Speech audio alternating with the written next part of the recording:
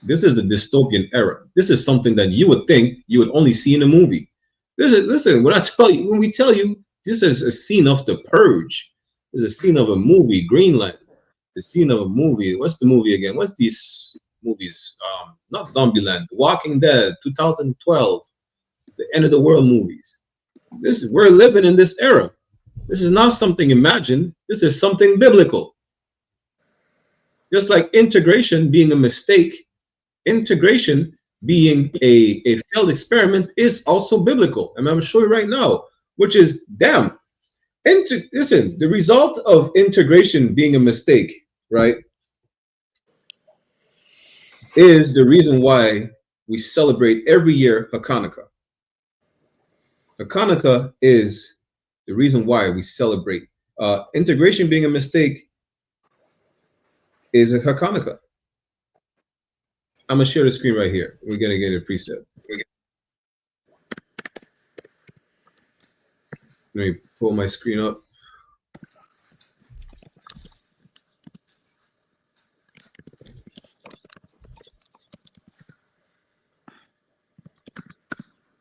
Bear with me 1 second. So Tom, if you could read this for me, Bawakusha. Khan, sir. Just give me a moment. I'm getting set up on my side. No sweat. Maccabees. Maccabees, chapter 1, verse 11. In those days when they're out of Israel wicked men. In those days that went out of our nation, wicked men. Just like today. Who? Martin Luther King and these sellouts. To be a sellout is to be wicked. You're a traitor to your people. And let's see what these sellouts did. Keep reading, Babu Kusha. Khan. Who persuaded many, saying, let us go and make a covenant with the heathen. Who did what? Who persuaded many, saying, let us go and make a covenant with the heathen. Listen, Martin Luther King said, I had a dream that little white boys and little black girls and little black boys and little white girls were hand in hand together. I had a dream. This nigga had a wet dream. That's what it is. He was the little black boy holding the hand of multiple little white girls. You understand? That's who he was. He was the grown black man having orgies with these white women. That was his dream. This nigga had a wet dream. That came to pass. And then he realized, well, damn, it was a mistake. They got post-nut clarity. It was like, I brought my people into a burning house. Maybe I should not have wanted to sleep with these white women. It was too late. You understand? Read that again, Babu Kusha. Khan. Who persuaded many, saying, let us go and make a covenant with the heathen. We said, let's integrate with them. Why? Keep reading. Khan. That are around us, that are round about us, Salakia. No sweat. At the time, that was under the Greeks. You understand? We said, let's join the Greeks. Just like today, who are replacing the Greek of those times? Today, it's all these oppressors. It's the Americans, it's the French, the British, the Canadians, all these oppressors. All these empires were founded of the foundation of the previous empire, whether it's the Roman, Greek, Egyptian, they're all the same. Just another slave master. And you're still the same slave. Keep reading. Khan. For since we departed from them, we have had much sorrow. We think we're weak without these people. We think we need them. Don't you know before the civil rights we had thriving cities? Perfect example is Tulsa, Oklahoma. That was not the only one. And not just in the US. You know how many black cities they destroyed in Canada? Africville, I forgot another neighborhood in Ontario. They chased out, listen, white people were so mad. You know how mad white people were? Because fleeing, not only slaves were fleeing from the US to Canada, also fleeing from the Jim Crow era, they were going to Canada, right? They were fleeing persecution from the KKK to Canada, and the KKK followed them to Canada. White people were so mad because in Canada, I think it's in Alberta, right? around these parts. They had a program to give free land to the people. They were expecting immigrants. They were expecting Irish immigrants, Italians to take the land and work the land. They had none but niggas. And they got so mad, they chased out the black people. Imagine that. They wanted to give what we just read earlier, Ecclesiasticus 13 and 15. Every man loveth his neighbor. They wanted to give free land to Irish immigrants. They wanted to give free land to other white immigrants. None of them, came true, or very few of them. Most of the people that came were Judites from America. They got white people so mad, giving all that free land, that free fertile land that they stole, as opposed to giving it to their fellow colonizers and their fellow oppressors. They're giving to the people that they oppress. They were not having it. And they chased us down too. We're going to cover that in these history classes. But that's what happened. That's integration. Listen, integration, you know what integration caused? Before integration, white people were just more so openly racist without much consequences. Now it brought consequences because we have to try and live all together. Right? They were not able to lynch us no more freely. It was dying down. The KKK cannot just burn a cross on your lawn and be, you know what? It is what it is. They cannot have a picnic or pick a nigger, which is where the picnic come from. They cannot hang out by having you hung from a tree no more. They couldn't do that. It's like, damn, now we have to find a solution. Now the racism was more subtle. That's what integration did. But our oppressor is, the only subtlety he has is to con you. Outside of that, his nature is to be vile, is to be destructive, so much so that they will destroy themselves before having, listen, the proof that they will destroy themselves before having you thrive over them is Tulsa, Oklahoma being bombed to the ground. We were not even integrated then. They say, we cannot let these niggas thrive.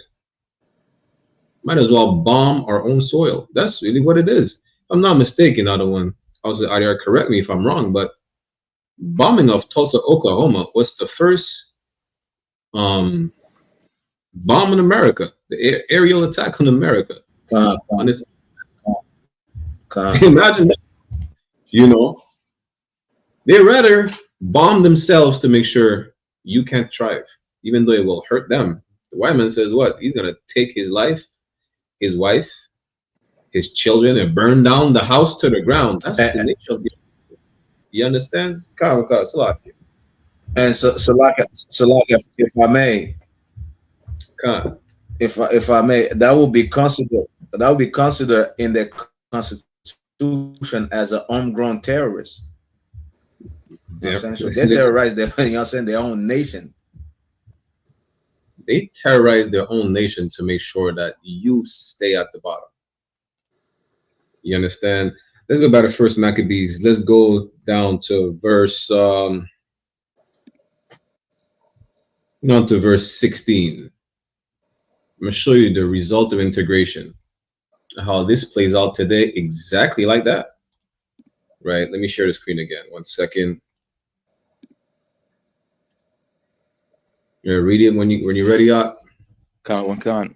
First Maccabees, chapter 1, verse 16. Salakia. Now, when the kingdom was established before Antiochus. You understand? That's one of the rulers at the time, the Greek rulers at the time, Antiochus. Which lets you know what? Sidebar. Let's know the Bible is not a religious book. It's a history book.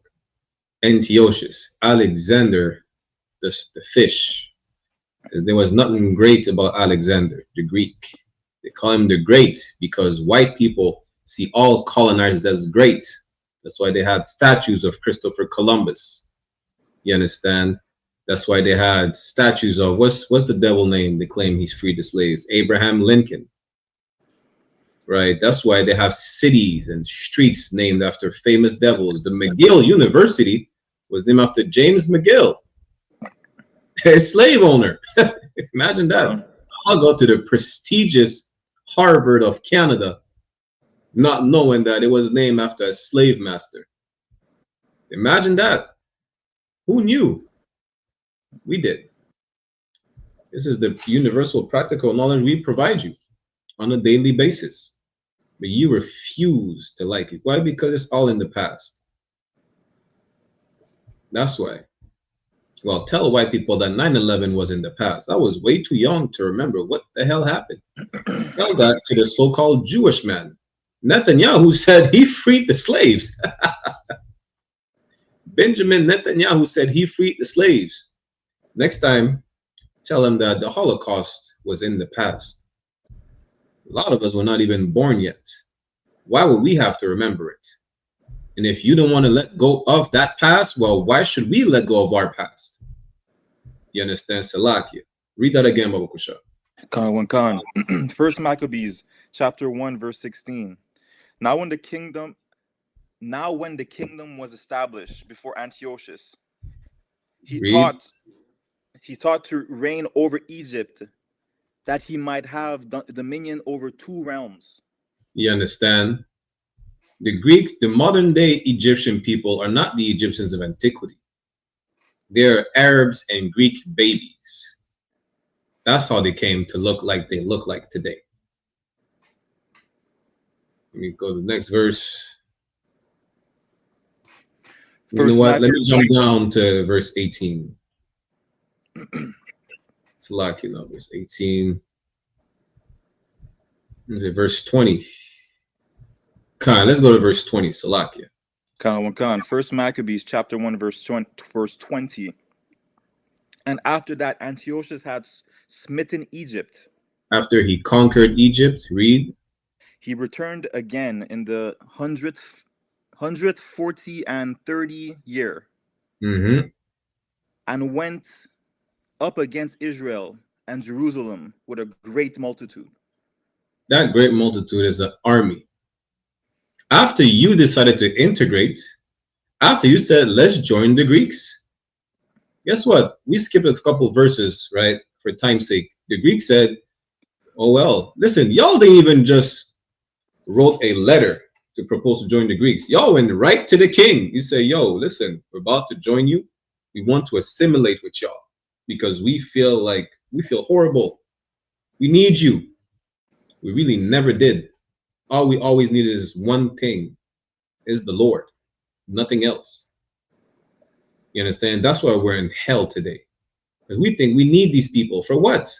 They gave you all the drugs for you to get high on and the overdose. They gave you all the drugs so you could sell and go to prison and murder each other. They gave you the guns to kill yourselves. They make sure you prostitute your women. This is the people you need. And they want to talk about black men ain't shit. You sisters listen to white men. You listen to white women talking about the feminism movement. You listen to the white men saying, well, these niggas ain't shit. You repeat what the white men told you to say. We're destroyed because we follow oppressors. And we're seeing right now that after willingly trying to join with these oppressors turn their back on us. Like, hey, you know what? Slaughtering, we just conquered Egypt. We know you took a deal with us, but guess what? You're next. Trump said what? Just like Shalak said, Chicago's next. Detroit's next. And he don't give a damn if you're a Trump supporter or not. You're next. You understand? He said he went up against Israel in Jerusalem with a great multitude. He didn't say he didn't, with victuals, with gifts. He said against. You were the op. That's who you were. You understand? Keep reading. Salak, let me jump to the next verse. Read that. Verse Maccabees, chapter 1, verse 21. And entered proudly into the sanctuary and took away the golden altar. He stole everything. He ransacked our sanctuary. He ransacked our holy place. He don't give a damn. Listen, we built a gym.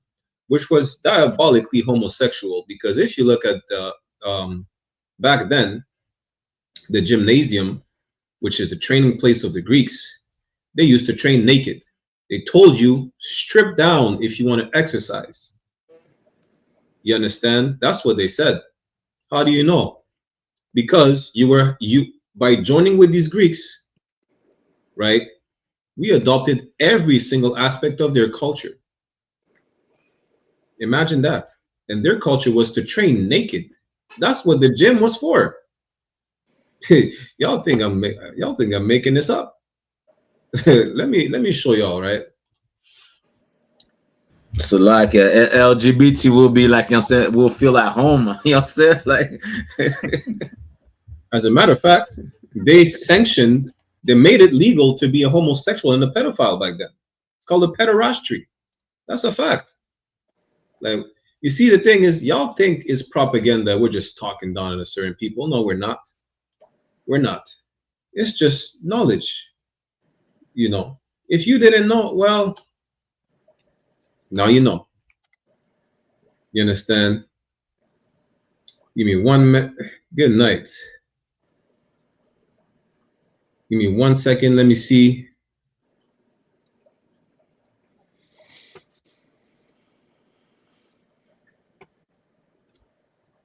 This said, the word gymnasium originates from the Latin, which in turn comes from the Greek gymnasion. The term originally referred to a place for physical exercise and training, particularly for young men. Listen, you can't make this up that they're not homosexuals. It doesn't say for men and women. It said for young men, especially for young men. You understand? But let me see. Gymnasium in ancient Greece. That's what I want. Greece or Rome, it's the same.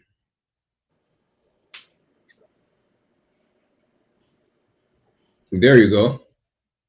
It says the gymnasium served as a training facility for athletes preparing for public games such as the Olympic Games, which also we adopted from the Greeks. It was not only a place for physical exercise, but also a center for socializing and intellectual pursuits. It's a gay club. That's Slovakia. How you gonna socialize naked? What the? Listen, you cannot make this up. Oh, person is a sexual deviant. Khan, Slovakia. Today, the white men have bathhouses where they're all naked and socialize. They have a specific Jewish bathhouse as well. I used to work in a synagogue. They said, if you go there, you might see some people with no clothes. I was like, well, I ain't going there. Well, you have to clean the place.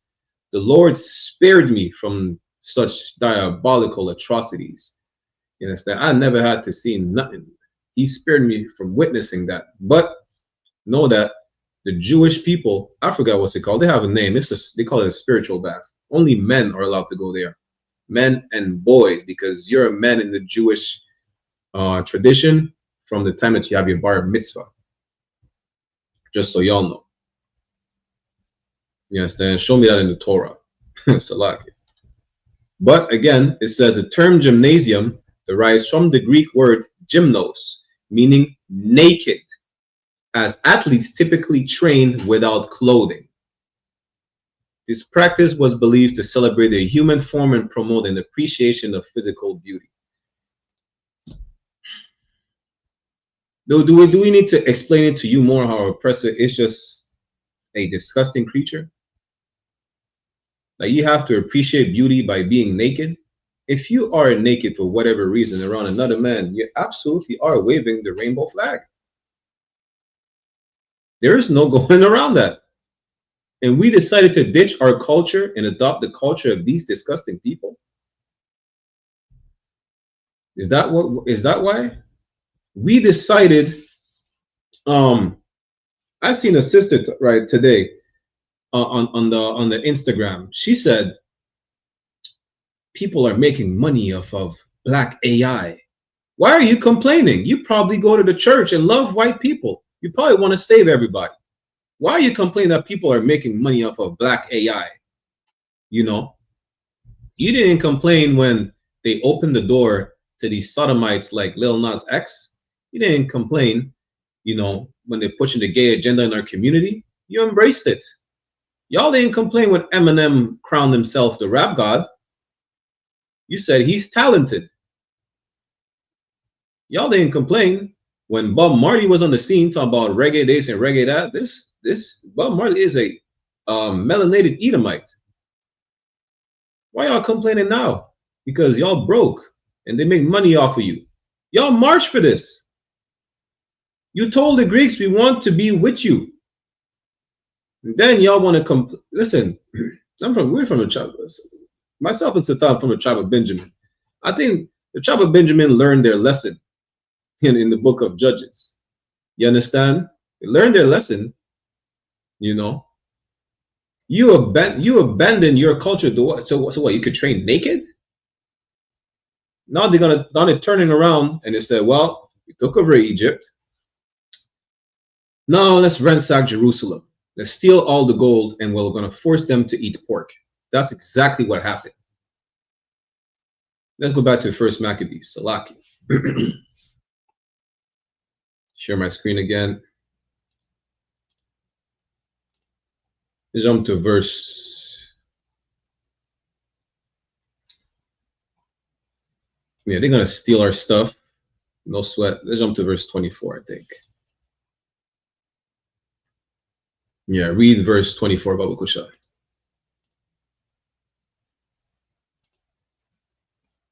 You're on mute. Khan. First Maccabees chapter 1 verse 24. And when he had taken all away, he went into his own land, having made a great massacre and spoken very proudly. Stop. Read it, but stop at the commas, Baba Kusha. Khan, Salakia. And when he had taken all away. Listen, when he was done, and the white man's never done stealing. How do you know? Trump just stole Greenland, not because you landed a boat 500 years ago. That means that you have rights to the land. I'm gonna take that from you. That's the hypocrisy. Yeah. Good night. Keep reading, Baba Kusha. Khan. He went into his own land, having made a great massacre. Listen, it was not enough to steal from you. It was not enough to rip you off after you made a deal with them willingly. You willingly assimilated. You say, yo, listen, we'll abandon our culture. We'll abandon our God. We'll give up everything just to be like you. You turn around and say, I no sweat. And then he murdered you. He literally stabbed you in the back. Literally, and stole everything from you. That's what he did. That's what all these devils have been doing. You willingly did what? You went and integrated, and then what happened? You lost all the black businesses. You lost everything. You're still getting murdered by the police, but it's not racism no more, because we're all equal. We're not segregated. We're not treated different, right? You can't complain. Eminem is just more talented than another black man. You can't complain.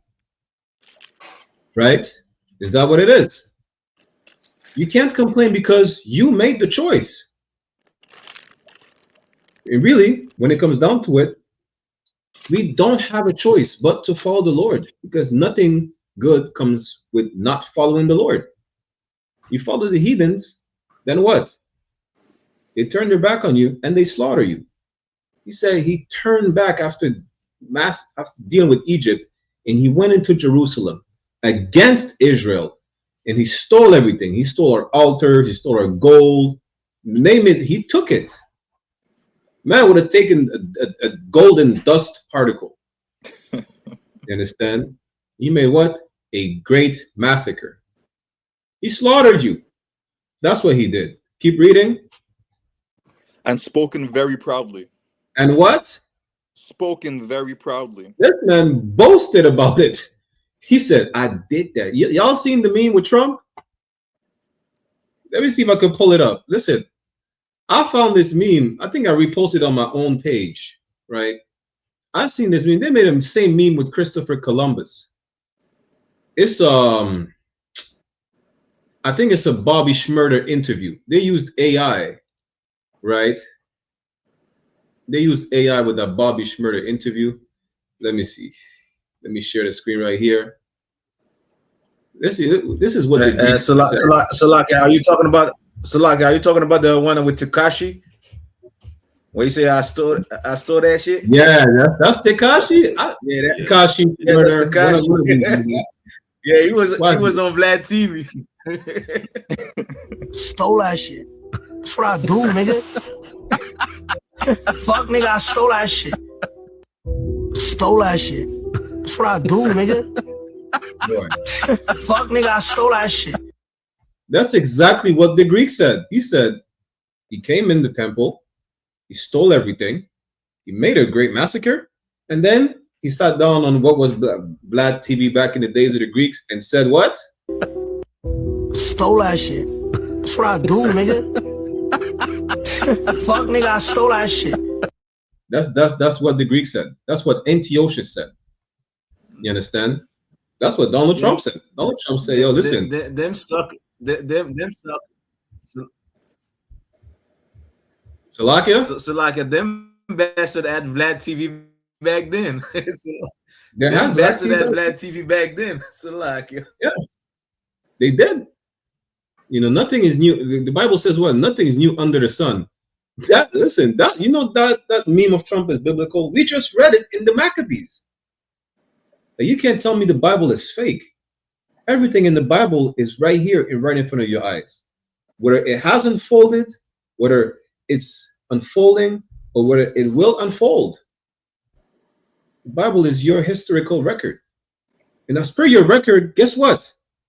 Integration was a mistake. That's what your record says. You willingly joined the Greeks. That they turn around and what? Slaughter you? And guess what? We're going to go in the book of Judges real quick. But guess what? Now, you're thinking, you know what? Let's go back to following the Lord. The Greeks said, well, you chose our way of life. You can't go back to following the Lord. Now you have to eat pork. If you don't eat pork, you die. Y'all go read, what is it? The First Maccabees, the 2nd chapter, I think, with the mother and the 7 sons. They were tortured for what? Just because it said we're not going to stain our soul with pork. Well, you think you're going to make us live longer? I could eat the pork now. The Lord smites me with a heart attack.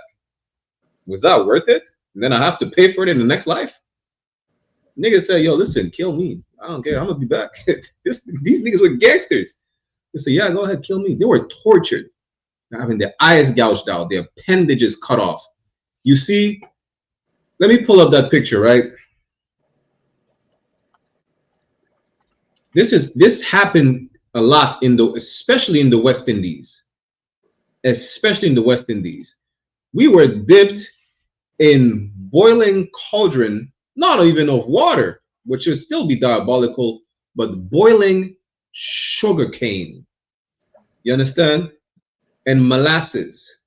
Boiling sugar juice. Listen, you see how it says how Africans, we know it's not Africans, but we're dipped in boiling sugar juice as punishment. The Greeks did that to us. You can read it, the accounts is in right here. It's in your historical record. It's right there in the Bible.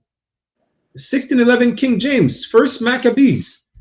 The story with the mother and her 7 sons.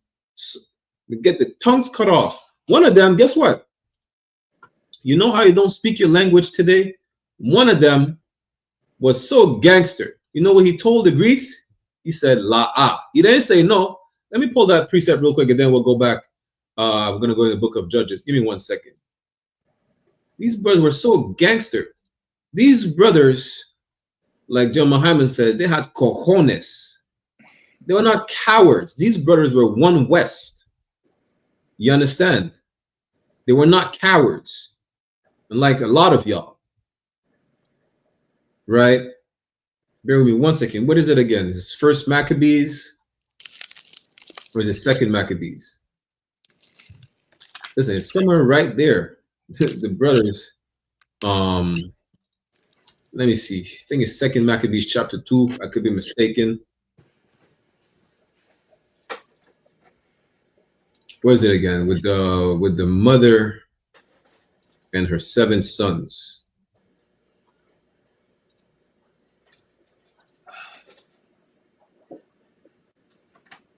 Bear with me 1 second.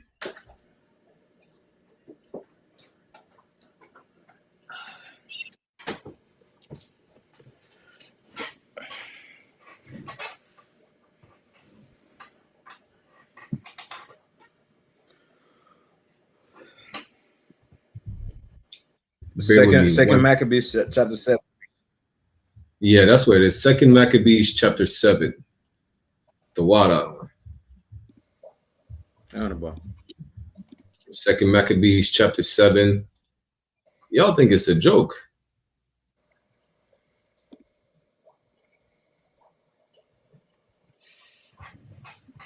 Let me see. I just want to get what the brother said. Yeah, Salakia, you know what I'm saying? Salakia, if I may, for any Christian, you know what I'm saying, that thinks, you know what I'm saying, eating pork is like, you know what I'm saying, like allowed according to the Bible, according to Christ. For anybody that is weak, you know what I'm saying like, well, you know what, we can't follow these laws.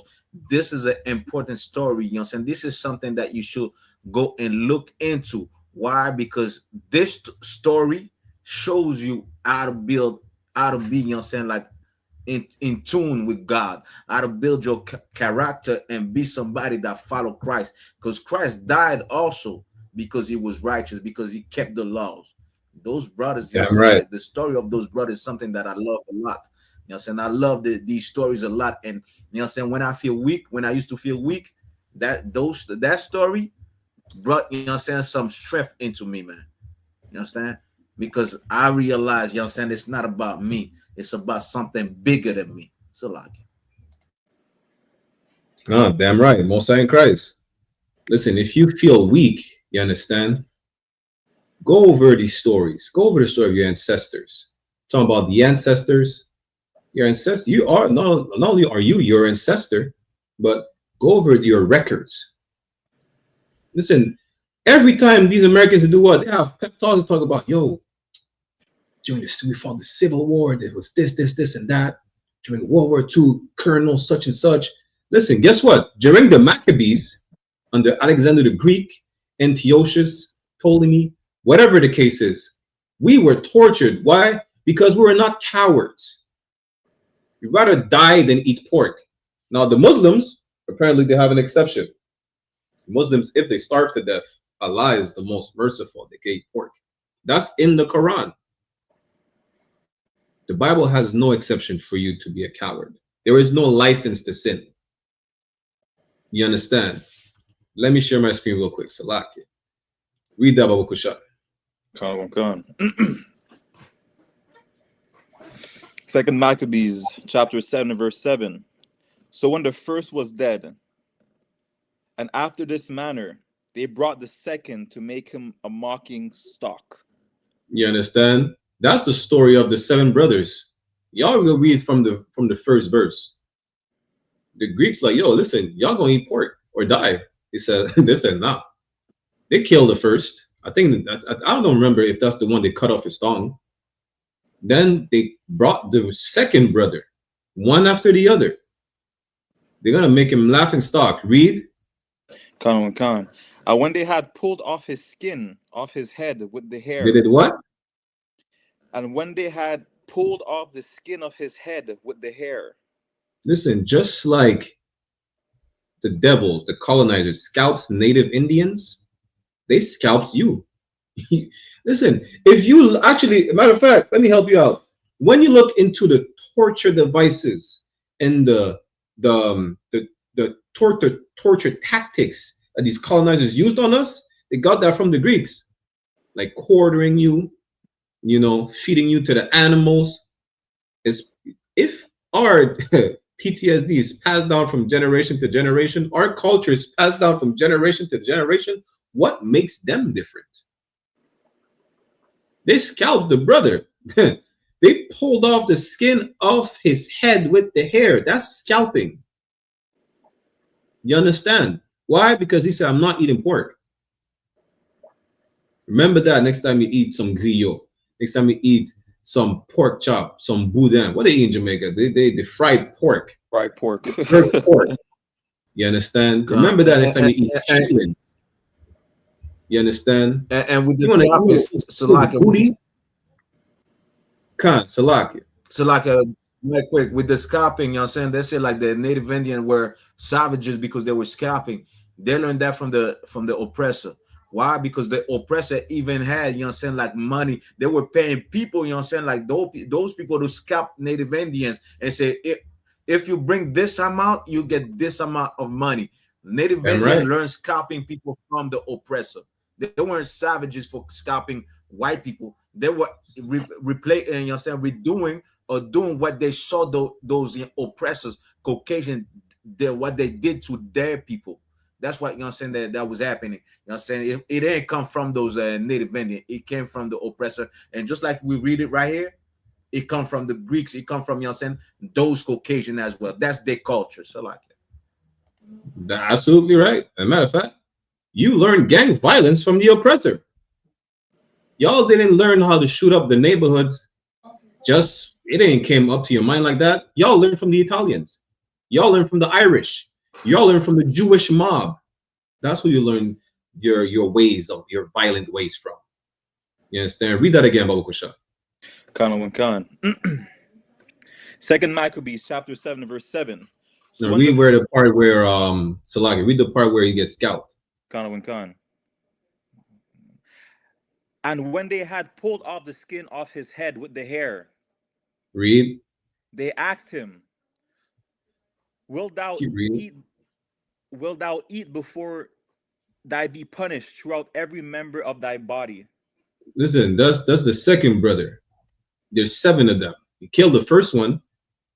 You know, they say, you know what? They scalped this one. Like, yo, listen, are you gonna eat the pork now? Imagine the top of his head with the skin, his flesh bleeding is exposed. And he's like, yo, we know it hurts. You know it hurts. Now are you gonna eat the pork? And let's see what the brother says. What he said? Read that. What it takes, and that's what it takes to serve the Most High. That's what it takes to be like God. Like you said, Officer Barakala, you know what I'm saying? Imagine the pain that brother is enduring right now. Imagine, you know what I'm saying, like he has his skull exposed, man. His skull exposed. And imagine, you know what I'm saying, like, you know what I'm saying, the pain that brother is in. Just to eat, to do what? Eat a little piece of griot in Creole. Eat a little piece of pork. Eat a little piece of bacon. You know what I'm saying? You don't even have to swallow it. So like a pause. You don't even have to chew it.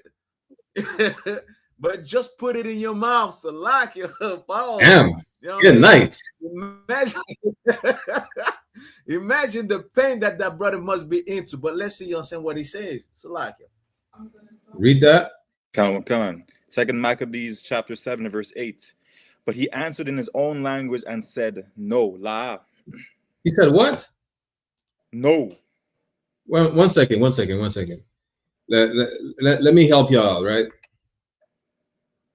How do you say no in Greek? Who knows? Who knows how you say no in Greek? I'm not that fluent in Greek. I ain't gonna hold you. That's not a language that fascinates me. You understand? How do you say no in Greek? I'll Google it. Oof. Matter of fact, let me go right here because I want the people to hear it at the same time, right?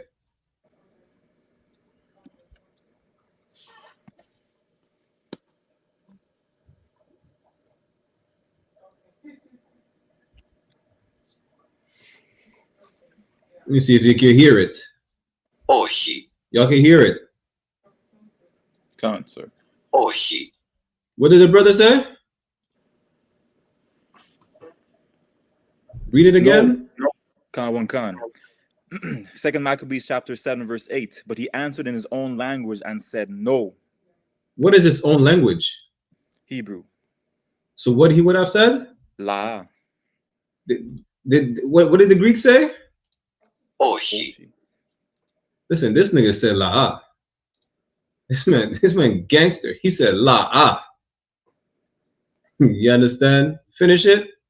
Khan. Wherefore he also received the next torment in order, as the former did. To say he got tortured because this man was so, what we call it, insolent. You know, this man had attitude. Man, you talking about niggas with attitude? Just like Commander General Yohanna said in the lecture, niggas with attitude. These talking about fuck the police. These brothers were college boys. They're not the brother in Maccabees getting tortured for not eating shitlins. You understand? He said la. He didn't say no. He didn't say oshi or whatever Greek nonsense they say. He said la. And then what happened? He got tortured like his brother. And then he got killed. That's a nigga with attitude. You understand? It's a lot. Let's go to the book of Judges real quick.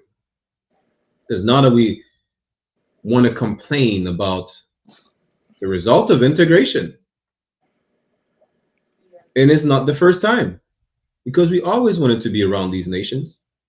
It's like the kids are told not to smoke cigarettes. What they do? You understand? They go smoke cigarettes. They want to be like the cool kids at school. And now they cry and commit dumb stuff. Then they cry when they go to jail. Oh, Dad, you were right. Maybe I should not hang out with these people. Maybe I should not have smoked cigarettes. No, I can't run. Yeah, listen, you got to smoke cigarettes. You won't be able to outrun the police that is chasing you for whatever crime that you did or did not commit. That's a fact. Read that, Babu Kusha. Khan, Judges chapter 10, verse 11. Yet he have forsaken me. Verse 11 or like verse 13? Khan, Judges chapter 10, verse 13, Salakia. No sweat. Yet he have forsaken me. You have what? Forsaken me. Listen, we have forsaken the Most High. Why? Because we wanted to be like the other nations. We wanted to be like the Greeks. Martin Luther King brainwashed us. I don't even like to say brainwashed because to wash something is to take the filth off of something, right? He programmed us. I mean, the white man did, with the help of Martin Luther King, programmed us to do what? To join them. You understand why? Because this man really wanted to have sex with a white woman. That's it. And imagine that. Not only did he do that, sidebar, he plagiarized the speech of a racist East Indian. And that East Indian is also a pedophile, Salakia. Gandhi. Yeah. Imagine that. You know. To what avail? We're still getting lynched. They have, what is it, in Memphis, or was it not in Memphis, in Mississippi? They have a goon squad. These police officers are carrying sex toys. That's what, in 2025, 2024, they have a goon squad. They put the gun in the brother's mouth and pull the trigger. This is what you marched for? Damn. Well, let's see what God says about that. Not that you're crying about, well, maybe it was actually a mistake. Let's see what the Most High says. Read that again, Babu Kusha. Khan. Yet ye have forsaken me and served other gods. You wanted to train naked in the gym. Good night. That's why you joined the Greeks. You wanted to sleep with a disgusting, filthy white woman, and then turn around and complain that you should not be with white women. Why? Because they're going to shoot you in the face with their shotgun, and then they're going to claim innocence because it was a freak accident while they were cleaning the gun. And again, these examples I'm giving you are not metaphors that actually happened. The white woman shot her black boyfriend saying, well, it was a freak accident. I was cleaning my gun. You shot him in the head. How are you cleaning the gun and a shotgun and it's loaded? Y'all are taking white supremacy to a whole different level. Like, y'all, good night. Y'all like the kid that never been punished and think you could get away with anything. And it's even worse when you're a girl. Girls think they could get away with everything. Imagine if you're a white girl. Boy, this is integration. Read the last part, Babu Kusha. Khan, sir. Wherefore I will deliver you no more. You understand? The Most High said, listen, I delivered you from Egypt. I delivered you from the Philistines. I delivered you from the Moabites. I delivered you from all these nations. The Zidonians, the Amorites, the Canaanites, right? And you keep turning your back on me. He said, well, hey, Lord be with you. Try your luck. Let's see what he says. He didn't say try your luck, right? But you get the point. Read verse 14. Judges chapter 10, verse 14. Go and cry unto the gods which ye have chosen. Listen, now that the Greeks are slaughtering you after you decided to build gyms, well, go cry to the Greeks. Tell them to stop. What's the Greek god name again? Is it Zeus? Yeah, Zeus. Go tell Zeus to free you from the captivity of the Greeks. Go tell, what's the Egyptian god, the pigeon? Ra or Set? I don't know. Osiris? They're all incestuous, deviant gods anyways. Go tell the crocodile god to free you. You want to fight white supremacy and be a Muslim? Well, go tell Allah to free you. Tell Allah to make sure you people stop selling crack. Mess around and find out all you Negro who turn Muslims all are still selling crack. Probably selling even more crack than the Christian gangbangers. Damn, that's bad. What's the sister name? She was married to Kevin Gates for like what, 2 weeks? Brittany Renner? Yeah, the whore. She said Islam opened her eyes and helped her find herself. She was just a whore with a veil on her face. That's it. She became a Muslim for like two weeks. She was and then I don't know what changed. She had a drape on her. That's it. The hijab did not cleanse her soul. You understand? Now go cry to Allah to save your people from the people that enslaved you and put you in sexual harems and prostituted your women under the guise of Islam. That's what the Arabs did that to us. You want to pray Allah for what? Salvation? You wanted to integrate with white people?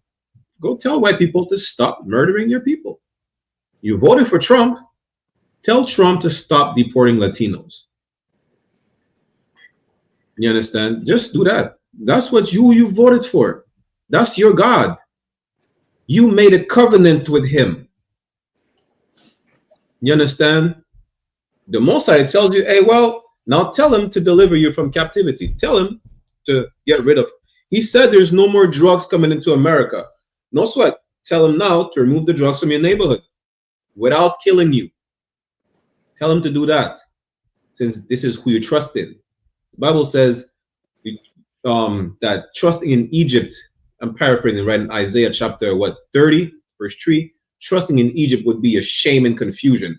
Now you're like, listen, how many Latino brothers are like, damn, maybe we should not have voted for Trump. You understand? Because now you get deported, whether you're a citizen or not. How many natives, because the native in Canada, they vote too? They have the right since what, 1960? Diabolical, I know. They vote and they're like, damn, we vote, but we're still not getting clean water. Come to find out, the new prime minister, his dad was a principal in a residential school. The previous prime minister, Justin Trudeau, his dad ran the residential schools for 8 years. And then we're shocked. Why are we shocked at the treatment we're receiving from these people? Because we reject our culture. That's why. Reject our identity, reject our culture. The Bible says that we reject the knowledge. We're lost. Matter of fact, let me pull that up real quick, right? It's what? Hosea chapter 4 and 6. Let me pull that real quick.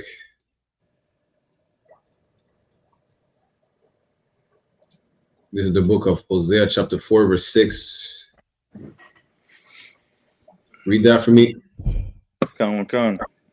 Hosea chapter 4 verse 6. My people are destroyed for lack of knowledge. The nation of Israel were destroyed for lack of knowledge. Because we don't know.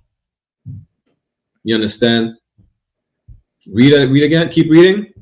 Because thou hast received knowledge. And most of us don't know because we refuse to know. We reject the knowledge. That's why. Paul says we'd rather hear smooth things. It feels better to know that. You know, it feels better that we could all walk together. We're all equal. It feels good. We're all equal. We all have the same rights. There is nothing wrong with marrying whoever you want to marry. You know, we all have a choice. You understand? We could all make it. We could all sit at the same table and be, you know, married together and drink and whatever the case is. That's what they call a dream. You have to be asleep to be able to dream. And when you wake up, you're like, well, damn, the reality is not so, I forgot the term in English, but it's not all flowers and it doesn't smell like flowers. It's beautiful. When you wake up and you walk outside the house, what do you see? Crackheads. That's what you see. You smell dope. Listen, I remember growing up in NDG in Montreal, like I walk in the building multiple times in my dad's building. I seen someone shooting up in the staircase. I was like, damn. Like we grow up, not like oppressors grow up. Like I remember, that's what we said. We walk into a nice neighborhood. Do you know what we say automatically when we look to a neighborhood? And we just call it a nice neighborhood. Really, it's just not run down. It looks better than ours. That's what we say it's nice. But what do we say when we walk into these neighborhoods? This is where white people live. Where's the book? I have the book. I give a copy to Officer Adiyar. It's called Black Skin and White Mask. We see that it's written by Frantz Fanon, right? Everything that we associate with white people is a good thing. These neighborhoods are white people neighborhoods. This is where white people live. And it's amazing. There's a big house, there's a fence, there's a, what do you call it again? There's a hedge. You understand? It's cut down properly. Damn, they shaped the hedge. They shaped the hedge and anything. There's a little dog, you know. There's the family walking with the kids. There's parks that don't have needles in the sandbox. You don't see crack pipes. You don't see baggies full of cocaine. Listen, where I live in the city, right? There's one street specifically. It's called Saint Luc. Once you cross that street, this is not the same neighborhood I'm in. Literally, you could see it. You could smell it. Their street is nicely done. There's no cracks in the street. There's crack on my street though. This is different type of crack. You know, it doesn't smell like. It don't even smell like cigarettes. This is everything. It looks so great. It feels great to be there, right? The reality of it is, once you cross the street back on my side, now I see. Listen, you know the rats are sharing the rent. The rats are living rent-free in the buildings. The roaches are living rent-free. You walk down my street, there's not one day, ask Officer Adiyar, there's not one day on my street where there's not garbage just on the side of the street. Not one day. I'm not talking about garbage bin, mattresses, couches, TVs, beds, all types of furniture. You don't see that in what we think is a white people neighborhood. The only time that you don't see that in your neighborhood, or you don't see yourself in that neighborhood that we see as dirty, like Montreal North, the East Side, NDG, Uptown, is when you close your eyes, or when you play Grand Theft Auto. The point is, it is not your reality. You understand? And because it is not your reality, you have to strive to achieve that reality or make it real. How do we try to do that? Integration. It was not a possibility for Martin Luther King back then. Wakan.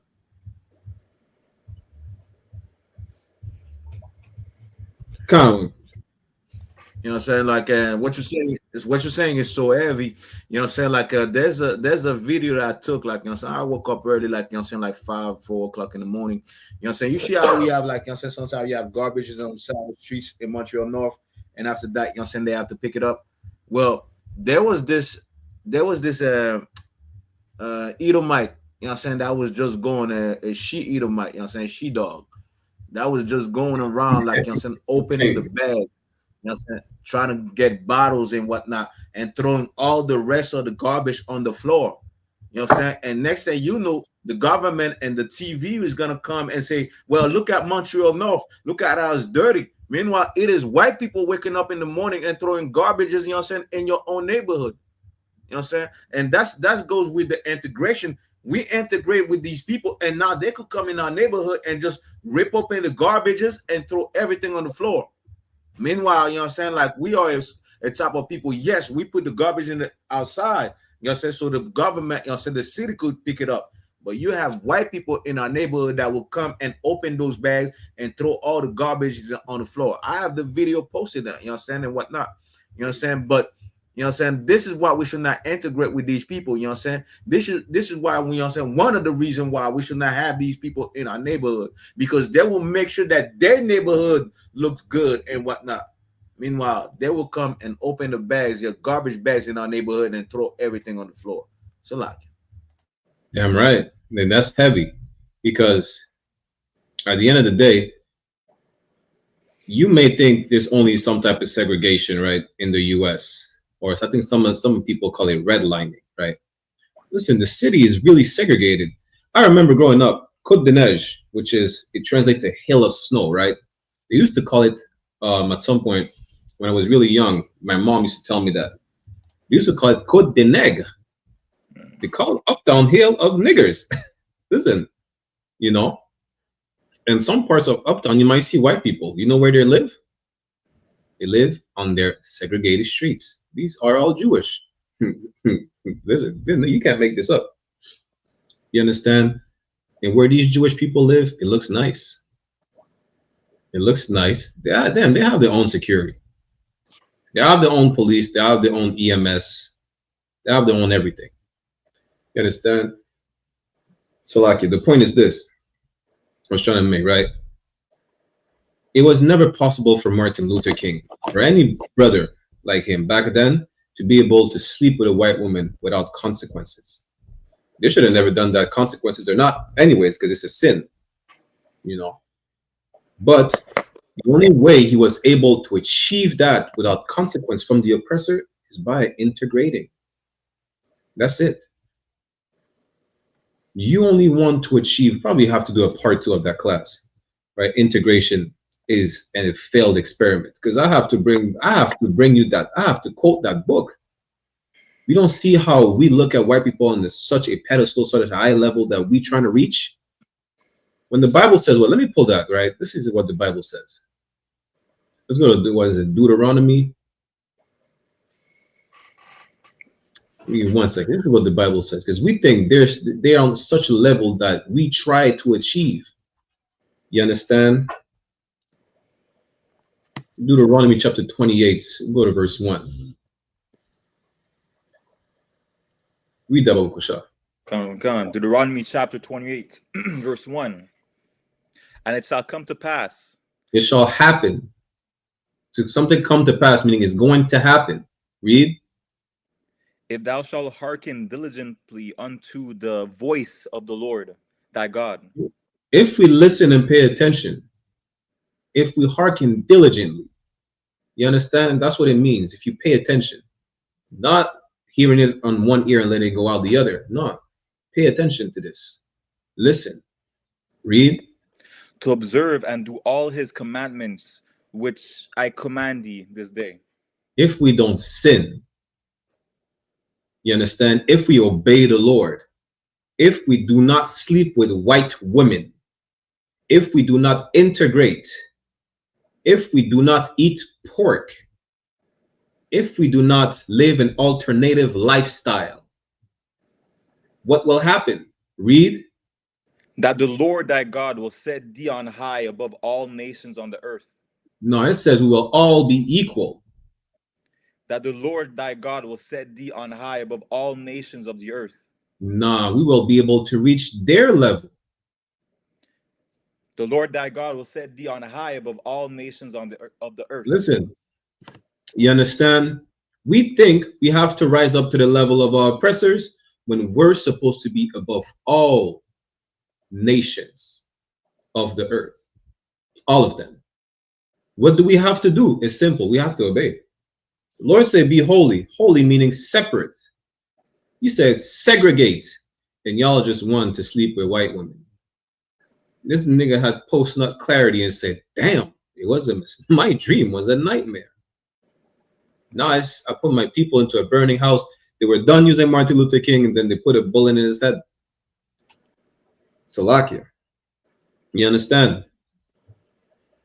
Y'all talk about what's the name again? Malcolm X. Y'all want to talk about Malcolm X or whatnot? He became Muslim. You know, y'all see Islam as an escape from what you call it again? White supremacy of Christianity. Muslims killed him. Y'all don't talk about that though. You understand? All we have to do is one thing: obey the Lord. Which entitles what? You have to love Mexicans. You have to love Haitians. You cannot beef between Jamaicans and Trinidadians. You cannot beef between the brothers who are in captivity in the UK and the brothers in captivity in French. You cannot beef between any tribe. We have to gather together. We have to follow the laws. And we cannot compromise. Especially not for a filthy white woman. Don't you know that's the reason the kingdom got split in the first place? Interracial marriage. Solomon lusted for the daughter of Pharaoh, an African woman. Solomon, with all the knowledge, I think he forgot. He forgot that Egyptians use crocodile feces as a contraceptive. Yeah, Salakia. I think he forgot. Solomon married what? A Moabite, a cat eater. He married a Japanese or something like that. He definitely married a white woman. He married an Edomite. You understand? It don't matter how many heathens he married. You understand? He married heathens.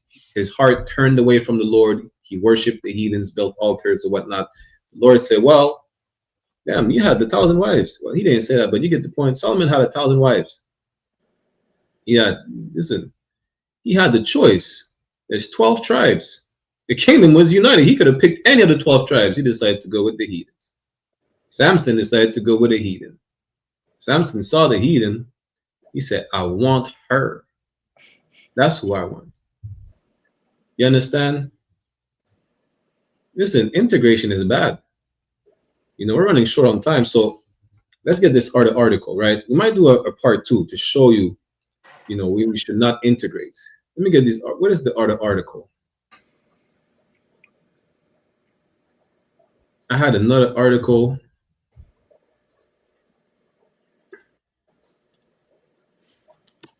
Bear with me 1 second.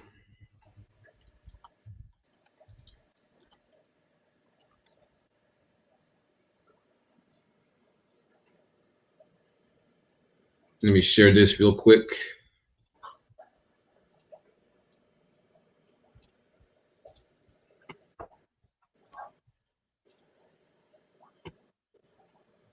Read that title.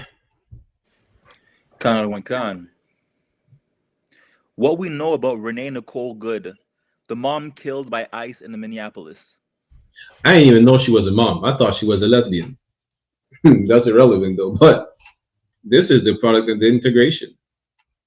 You know they're going to blame you for that, right? They're going to blame you. Somehow it's your fault. They said that she was trying to warn immigrants ICE is in the neighborhood. That's what they're saying, allegedly. You understand? You're going to be blamed for that. Just know that you're going to, just like you were blamed. Listen, you know what's the product of integration? The product of integration is you being blamed for the unaliving of Charlie Kirk, despite the fact that he was unalived by a fellow Caucasian man. That's integration. I mean, now that you are integrated, you could be a scapegoat. You are around them. You are within their community. You're integrated, right? Somehow they're going to blame you. You know, all we had to do is stick to our own. We didn't have to integrate. Integration caused the reason Nicole is unalived by a fellow white man is because of integration. Listen, I know you don't care about black people. I know. That's why we have to teach you to care about black people. That's why we have these classes, these brotherhood classes, to teach you how to care about black people, how to care about Latinos, how to care about your fellow native Indian men and women. But can't you at least do it for white people? Don't you want to save white lives? You know why? You know what white people called her? White people called her a nigger lover. You know segregation would have prevented that, right? You absolutely know that, right? Segregation benefits everybody. It benefits everybody. Maybe now, Peyton Gendron said he was trying to save the white race. He can't save the white race. You know how this despicable act of unaliving black people is not helping save the white race. You know how he could have saved the white race?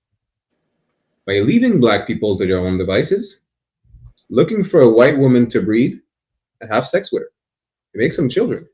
That's how white people save the white race.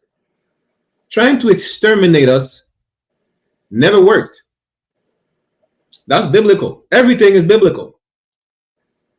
You understand? Let's go real quick. Exodus, what is it? Chapter 1? Exodus chapter 1, verse 12. You understand? Let me share my screen.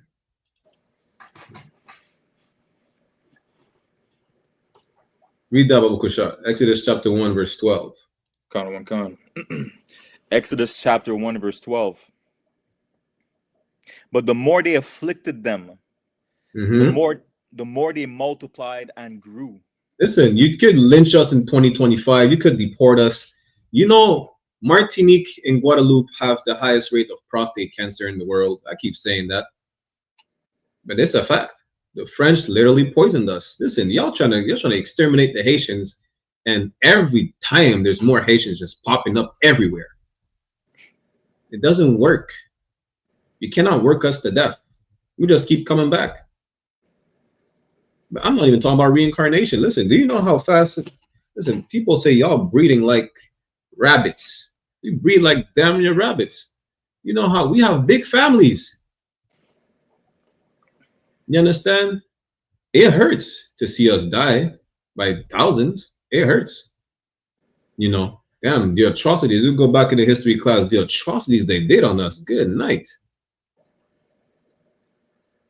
The things that you made us do to our own children. Did you know to save after these atrocities that our sisters witnessed? Do you know what they used to do? They used to take a needle, right? Let me see. I have a sewing needle right here. They used to take needles. They used to prick their newborn baby in the head and kill it so that he will not have to suffer at the hands of the oppressor.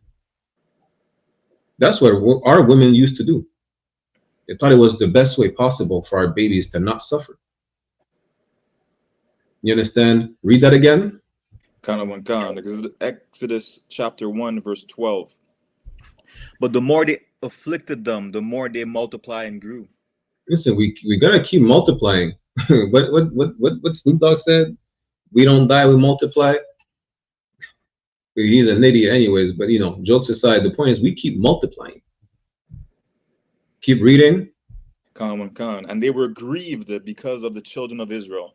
Peyton Gendron was grieved because he says the white race is going extinct. And what did he do? He went to afflict us by unaliving us. It didn't work. It didn't work. There's a post I seen, right? Canada is saying there's a genocide on the white Canadians in, was it Edmonton or Manitoba?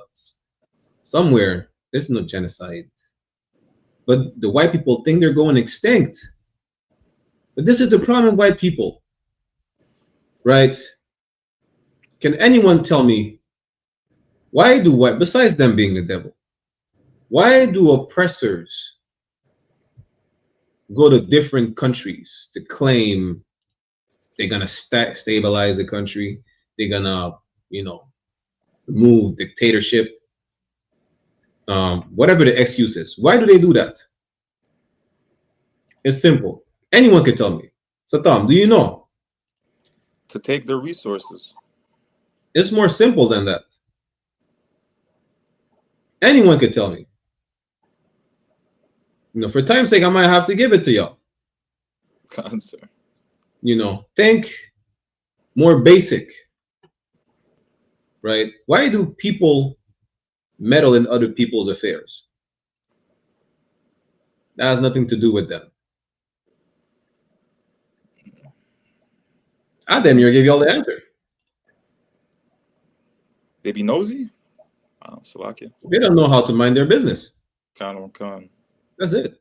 If white people minded their business, the white race will not go extinct.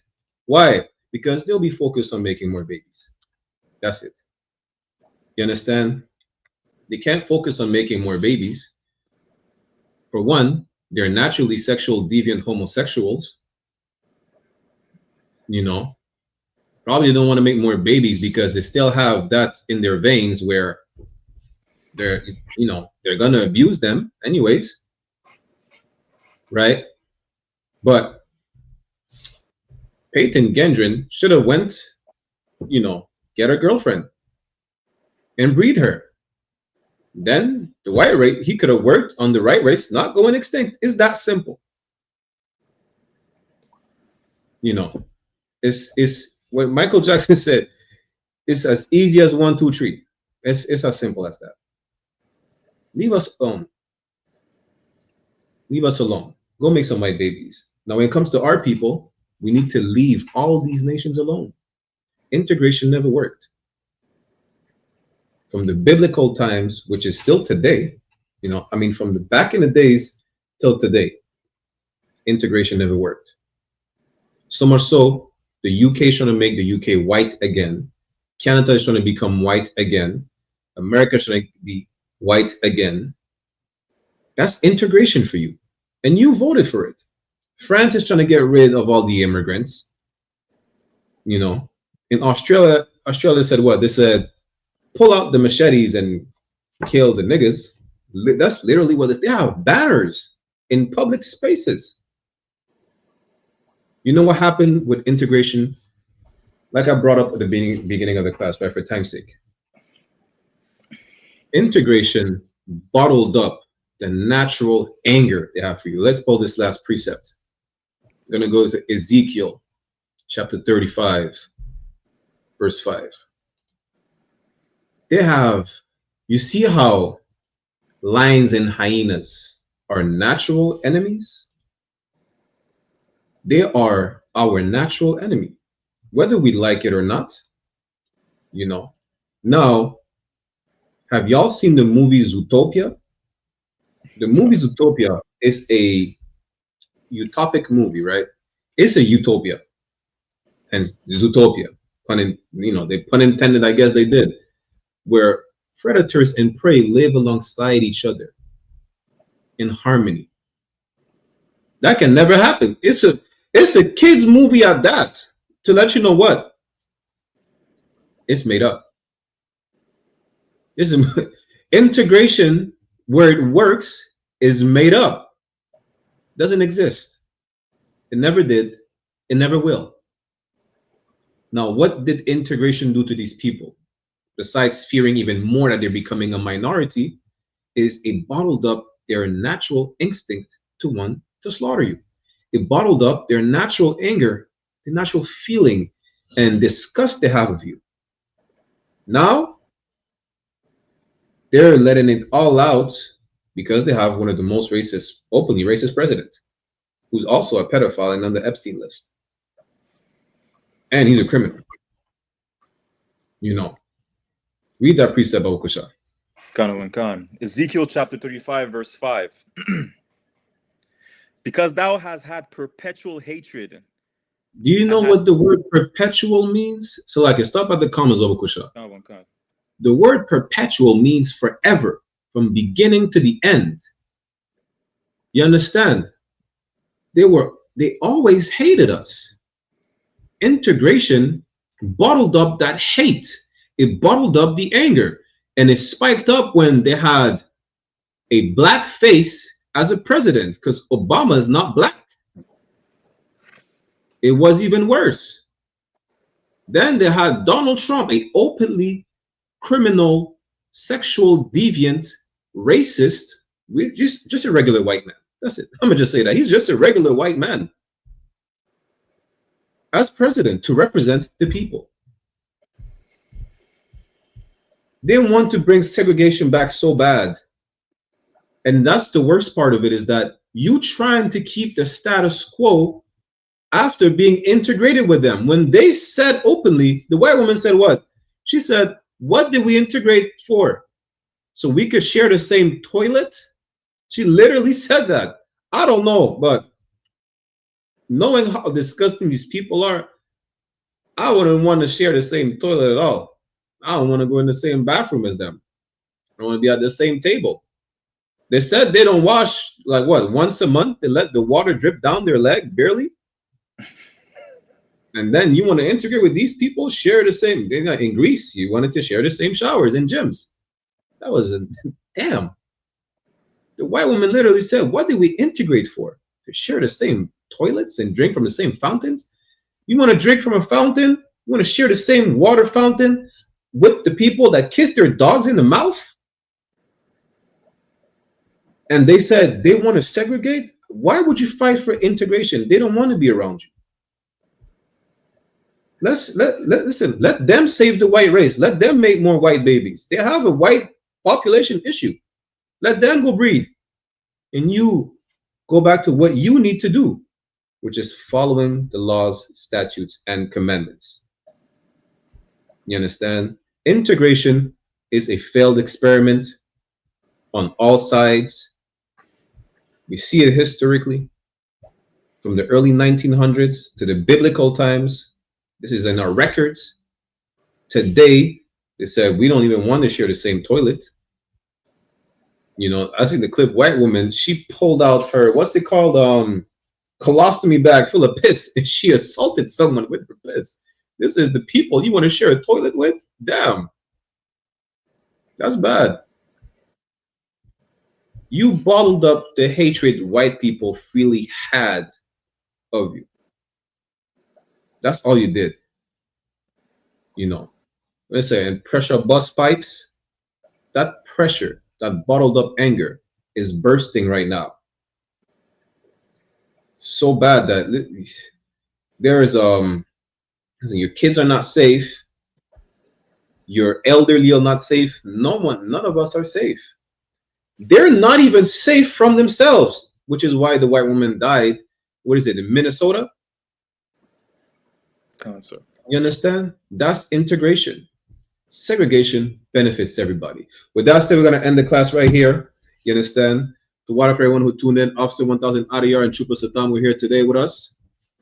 Right? I'm going to get the security announcements. And y'all get ready for John Muhammad's scripture breakdown class on I.S.U.P.K. One West online classes on YouTube. Tune in, come and comment, ask all your questions, and we get a security announcements. And we will see you tomorrow for the Lasha 1 Kodash class, 7 p.m. Eastern Standard Time. Officer 500 Barak Yala, Israel. We'll see you tomorrow. Shalom.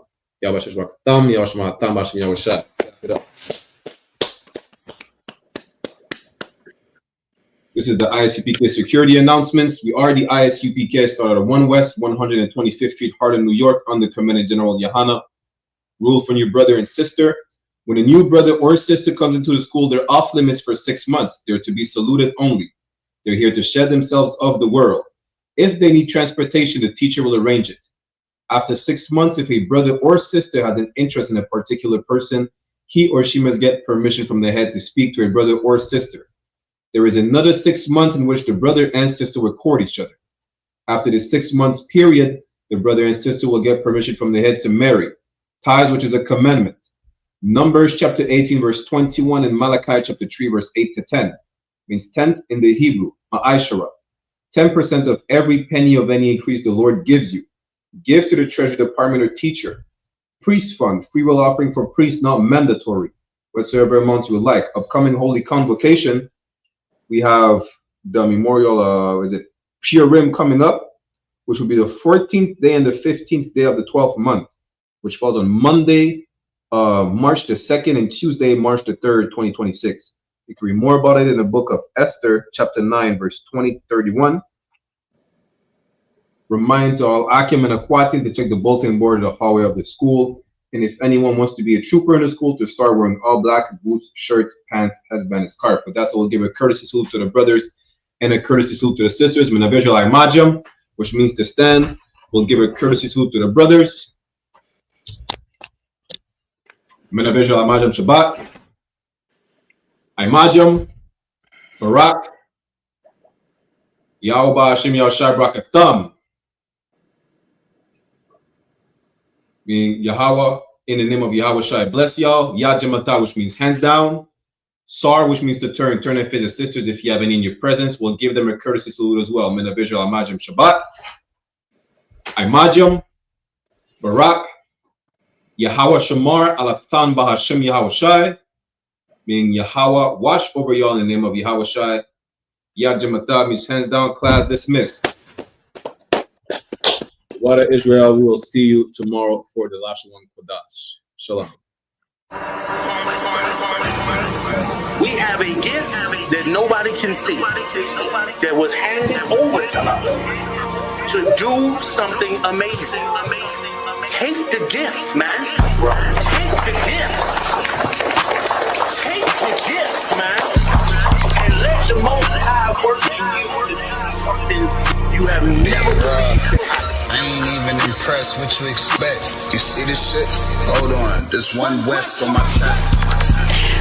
One West world, that's it.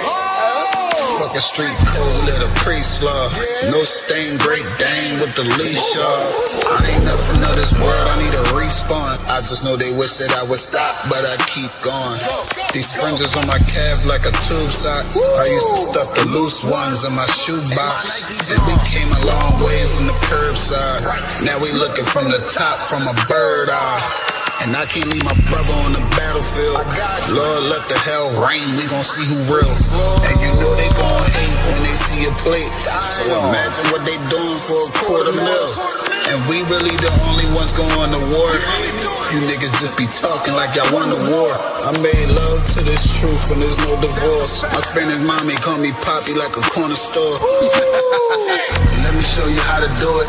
Said he living by the word, I think it's time he proved it. I think you better use your head before you fucking lose it. And save the acting for the camera, this is not a movie. I pray to God I don't fall off. I ain't nothing like y'all. Niggas think they slime, cut their head off a python. Blame me for my outlook, never counted the lookouts. The world said I wasn't shit, but look at how I turned out. Not so bad, huh? Why you mad, huh? We go hard, but go harder for the have-not. Listen, when that oil hit your leg, then you can't stop. Your feet better hit the ground running, this shit bedrock.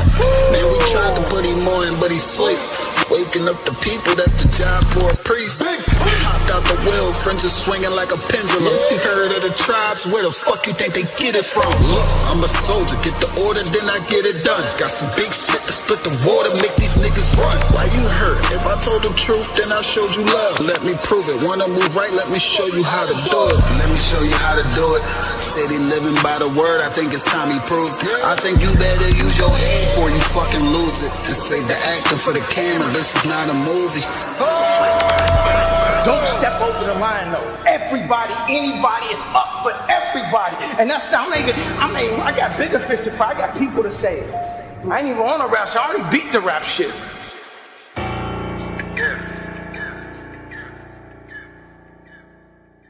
Shalom, Israel. It's that time again. The ISUPK under Commanding General YAHANNA presents the Lord's 57th Annual Passover. That's right, the Lord's 57th Annual Passover, April 4th, 2026 in Houston, Texas. All Black, Hispanics, and Native Americans are commanded to observe the Lord's Passover. This will be the biggest Passover to date. You do not want to miss this. Fresh lamb, fresh wine, and bitter herbs as commanded by the Most High. Only $200 per person, ages 17 and up. The biggest event of the year. There is only one Passover, and it's under Commanding General YAHANNA. See you there, Israel. Shalom. Nobody else there to compare to. Train for war, men of war, and war like apparel. Hey, listen, brothers and sisters, man. If you like what you hear, hit the subscribe button, man. Subscribe to this channel. And also, please, go to isupk.com and pay your tithe. Drop me some cash so we can move around this planet like we need to, man, and do the things we need to do. They're one West. They're one West. They're one